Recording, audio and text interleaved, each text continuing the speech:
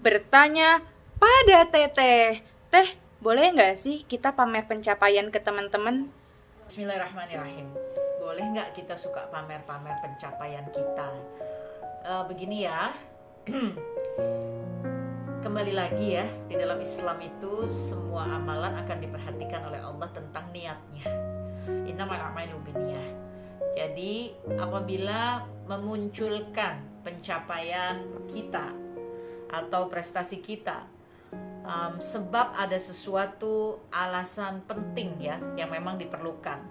Semisal kita membina suatu kelompok pembelajaran, katakanlah hafiz Quran misalnya begitu ya, atau misalnya kalau ilmu dunia misalkan kelompok tim matematika misalnya seperti itu.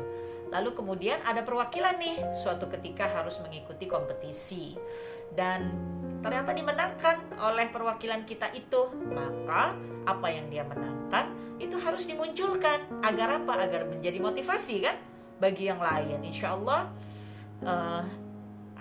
seorang hafiz Quran, anak kita usianya masih sangat muda, bisa menjadi juara dalam kompetisi para hafiz-hafiz Quran tingkat dunia. Masya Allah, itu suatu motivasi yang membanggakan, sehingga harus dimunculkan.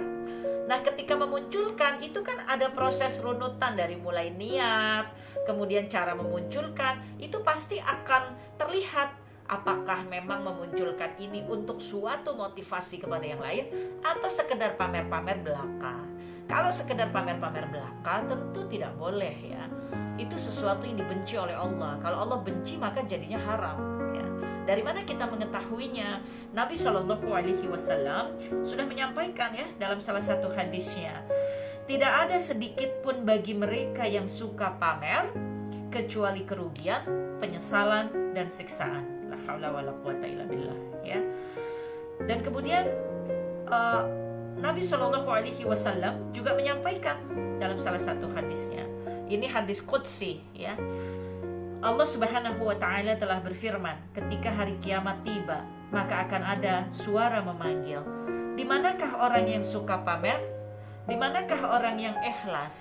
Berdirilah kalian semua, tunjukkan amal perbuatan kalian dan ambillah pahala-pahala kalian dari Tuhan kalian Allah Ta'ala. Astagfirullahaladzim ya Allah, semoga kita jadi kelompok yang selamat ya di hari akhir. Karena orang-orang yang suka pamer ya, hanya karena urusan-urusan keduniawian, hanya karena ingin mendapatkan pandangan manusia, hanya karena ingin derajatnya dianggap baik, hebat, heboh gitu ya oleh manusia lainnya. Nah, ini haula wala quwata illa billah, bisa berbahaya di hari akhir nanti. Ingatlah di sekitar kita juga banyak saudara-saudara kita yang kata Nabi, janganlah menyakiti hatinya dengan apa yang kita miliki dan kita tunjuk-tunjukkan. Padahal mereka itu sangat mungkin tidak memiliki apa yang kita miliki ya. Jadi hidup sebagai seorang muslim itu memang betul-betul kita dituntun untuk berada dalam koridor sikap, perilaku, keadaan yang terbaik kepada diri kita, kepada Allah Ta'ala tentunya, kepada Nabi SAW, kepada sesama manusia, kepada sesama makhluk begitu ya. Jadi insya Allah kita harus bekerja keras untuk bisa mencapai prestasi, apalagi yang bermanfaat bagi orang banyak, yang bermanfaat bagi Islam, yang bermanfaat bagi saudara-saudara muslim. Tapi urusan memunculkannya dan menampilkannya, maka tatalah dulu hati, tatalah dulu niat, perhatikan cara-caranya begitu ya. Dan insya Allah mudah-mudahan bisa menjadikan betul-betul hanya sekedar motivasi, bukan